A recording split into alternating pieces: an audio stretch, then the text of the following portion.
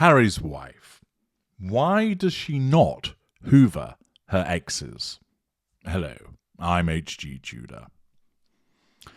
The Hoover. What is it? Well, the Hoover is an approach by a narcissist which chiefly is there to assert control over an appliance, i.e. a person. But it also can be there to obtain fuel, character traits, and also residual benefits. A Hoover might be the narcissist going to see a victim, calling round at their house, or just walking past so they're seen from the window without necessarily going and knocking on the door. A Hoover might encompass a telephone call to the victim, a text message, a social media message, an old-style written letter, the sending of a gift, an act of vandalism.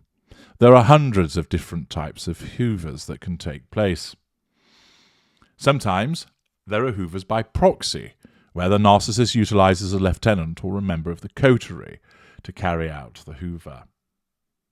If you want to understand more about hoovering, I'd recommend that you read my excellent books, No Contact and Black Hole, which tell you more about the subject. One of the common things that many people find when they've been ensnared with a narcissist is the risk of being hoovered by the narcissist. Where you are a intimate partner primary source, the greatest risk tends to be that you get what's called the initial grant Hoover, where if you have escaped the narcissist adopts a blitzkrieg approach, bombarding you with attempts to draw you back into the relationship. If that doesn't happen, there can still be what are known as follow-up Hoovers, sometimes designed to draw you back into the relationship, but sometimes just there to assert control over you and draw fuel, and not resurrect the main relationship that existed. So, for example, an ex-girlfriend of mine I might contact out of the blue because she's come up on my radar and I deem that it's appropriate to contact her. I do so benignly. Oh, I was just thinking about you and wondering how you're getting on. Are you still in X job? Her response provides me with fuel, demonstrates she's under control, and there may be a little bit of a back and forth, but I have no need to start a new relationship with her. She came on my radar, she had to be controlled, and I did so through the Hoover, perhaps through a text message or a telephone call or a social media message. But it isn't the case that I necessarily want to resurrect the relationship with her once again and make her my girlfriend. The reason being is I adopt a nomadic approach, whereby I draw somebody in, make them my intimate partner primary source, in the fullness of time disengage from them, and at the appropriate time appoint somebody new. And then that person ultimately is devalued and disengaged from, and I go and find somebody new. For someone of my abilities as the ultra, it's easy enough to get people. Very easy. Some people think, oh, it must be exhausting swapping partners in such a way, but no, it's what I'm designed to do. Other narcissists don't adopt a nomadic approach. They might, for instance, involve themselves with an intimate partner primary source who they then disengage from, and they choose somebody else. And then when they disengage from that second one, they go back to the first one because they're painted white again. And then they give them a new golden period, then they're devalued and disengaged from again, and they go back to B. And that person ping-pongs between A and B and A and B. In other instances, it might be that the narcissist has what's seen as an anchor, so that they are in a relationship with that person, they cheat on them, they go off with somebody else, person B, they get rid of B and come back to A. They then have a golden period with A, and then cheat on them again, this time with C. And then they go off with C. And then C is disengaged from. And they go back to A. And then they cheat again, but this time with D. And they go off with D, before disengaging from D, and then returning to A. That again is a different dynamic.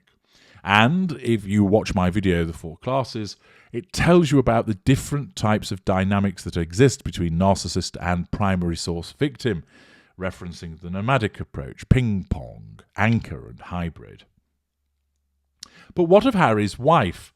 Whilst many narcissists do come back and hoover their exes, the reason being is you belong to us from the moment that you've entered our fuel matrix. This doesn't mean that we're going to deal with you each and every day, But it does mean that if you come back up on the radar, perhaps you have approached us to say, why have you left us and gone off with that person? Or where's that money you owe me? Or that you might just be foolishly wishing us Merry Christmas. You bring yourself back up on the radar. Sometimes it's not of your doing. Somebody else might remind us of you. Or something reminds us of you. We smell a fragrance, or we see a car that reminds us of you, or you just pop into our heads. But there's always a risk you could be hoovered, because there's always a risk that you could come back upon our radar. And then our narcissism determines, do we hoover you, i.e. the direct assertion of control. And if we do, then you get that hoover. But with Harry's wife, is she hoovering her exes? Well, first of all, we don't know for certain, because it could be that she gets back in touch with Corey or Trev. There's no information to confirm that's the case. But it might be that she does hoover those exes. It might be that they ignore her, and therefore she gets nowhere with them. Or it might be that they just politely say, yes, nice to hear from you, hope you're okay, and it never ends up being reported on in the press. But let us assume that, since it's never discussed that she has any involvement with the likes of Trevor Engelson or Corey Vitiello and other exes that we know about, that she isn't hoovering them. Why? Well, quite simply, it's this. First of all, those exes might not be coming back upon the radar. It could be that they are staying well away from her. So the likes of Corey and Trevor, focusing on their lives, they are not making the mistake of contacting her and saying, why did you post the rings back, you unreasonable bitch? Or, I think you were cheating on me with ginger bollocks. Is this true? Instead, they don't contact her, they don't go to see her, they don't send her messages, they don't get a member of their group to contact her, so they don't bring themselves on her radar. Thus, if they're not on the radar, they simply don't exist, and thus there can be no hoover. Of course, even if they don't place themselves on her radar, they could still end up there, as previously mentioned, because she is reminded of them by something, by someone, or they just pop up on the radar. And therefore, in all likelihood, they will have popped up on her radar from time to time. Why then has she not hoovered them? Well, quite simply at that point of when they come up on the radar, the narcissism asks in her subconscious, is Corey under control? So let's say, for example, she has eaten something that reminds her of something that Corey once cooked. Therefore, he has come up on the radar. The narcissism asks in the subconscious, is Corey under control? There's no information about Corey, and therefore the answer has to be he is not under control. Her narcissism then must obey the first law of narcissism, which is all appliances must be brought under control and kept under control at all times. Therefore, the narcissism must apply its mind to causing Harry's wife to bring Corey under control, and the first consideration is to do so through the direct assertion of control, i.e. hoovering. And simply, it's like a set of scales. And on that scales are some things which mean it's likely she'll hoover him and other things that it's not likely. So it takes into account matters such as, is he with somebody else? Is she with somebody else? And where are they in that dynamic? How easy is it to hoover that person? Would she have to get on one of her private jets and fly across the ocean? Or could she just send a text message? Has that person wounded her recently? And if so, how extensive was that wounding and how recent was that wounding? And there are lots of other factors that go into the mix also. And basically, the narcissism evaluates it like a set of scales and comes up with an answer as to yes, hoover, or no, don't. And it would appear that for Harry's wife, as and when her exes pop up on her radar, her narcissism tells her, don't hoover. Initially, this will have been because she was in the golden period with ginger bollocks. And essentially, the narcissism, remember, not only has to control who comes up on the radar in terms of Trevor or Corey, but also ginger bollocks. And it's not going to cause her to do something which would disrupt control of the Prince of Pink Pancakes. He would be thinking, why the dickens are you ringing up Corey? What's all that about? And that would mean that he would be challenging her control. So her narcissism, when she was in the golden period with Harry, even if the other exes came up on her radar, would not compel her to reach out to them by way of a hoover, and she would assert control indirectly or by staying in a position of withdrawal. Of course, Harry is in sustained devaluation, where he's being sent to the chicken coop. He's having the pink pods turned into pink pancakes, and he gets occasional respite periods alongside that. When he's in devaluation, that increases the risk of her reaching out to Hoover, an ex.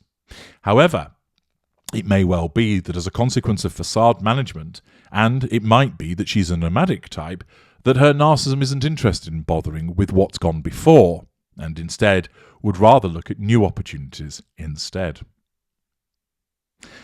Accordingly, the reasons why she has not hoovered her exes are, first of all, they may not have been coming up on the radar. Secondly, when they eventually do, because you always will do at some juncture, her narcissism has decreed it's not appropriate to do so because the factors suggest that the Hoover would unbalance control of other people and or be unlikely to meet with success, and therefore, as a self-protecting defense mechanism, causes her not to Hoover. Thirdly, it may also be influenced by the fact that her brand of narcissism is one of a nomadic nature, where she seeks out new opportunities. This certainly seems to be the case.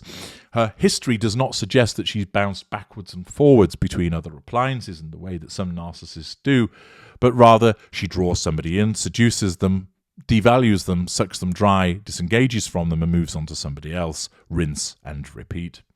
Some narcissists keep going back and back and back to the same person, interspersing them with others. Some narcissists bounce between two different primary sources. You can't have two primary sources at once. One's a primary, one's a secondary, and then they swap, becoming former intimate partner and then intimate partner, and then back to intimate partner and the other person becomes former intimate partner. She doesn't do that. Her style is more nomadic. Draw somebody in, use them, disengage from them, move on to the next person. Thus, she doesn't hoover her exes as far as we are aware for the reasons that I've outlined. It might be that she might have some form of contact with them, and even if she does, it's purely only a follow-up hoover. She does not engage with them once again to resurrect the relationship. I'm H.G. Tudor. Thank you for listening.